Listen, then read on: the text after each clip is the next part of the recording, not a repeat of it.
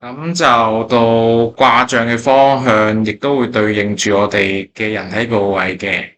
咁剛才講過啦，我哋嘅持針咧嘅針尖係平刺，而唔係直刺，所以我哋嘅針尖嘅方向咧，理應係會對住唔同嘅部位㗎。跟住我哋嗰個信息亦都會傳遞到唔同嘅部位嘅。假設我哋嘅針尖方向啦，係向離卦方向平刺嘅話咧，其實啦，我哋嘅離卦咧係可以醫到我哋病人嘅胸部啦、頸部啦或者頭部嘅。咁我舉多一個做例子啦。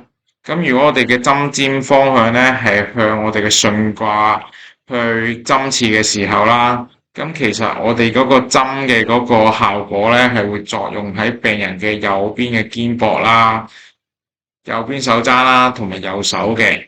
咁坤卦咧，亦都係一樣原理啦。咁如果我哋向呢個方向去針刺嘅時候啦，咁亦都嗰個針效會對應咗我哋嘅左肩、左踭同埋左手嘅。佢頭先嘅原理啦，咁可以得出啦，我哋嘅離卦咧。咁就可以治療患者嘅頭部、頸部或者胸部嘅疾病。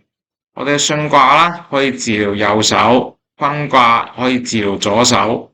咁震啦就可以治療右腰，兌可以治療左腰。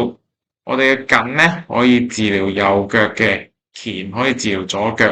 而我哋坎咧就可以治療患者嘅下陰。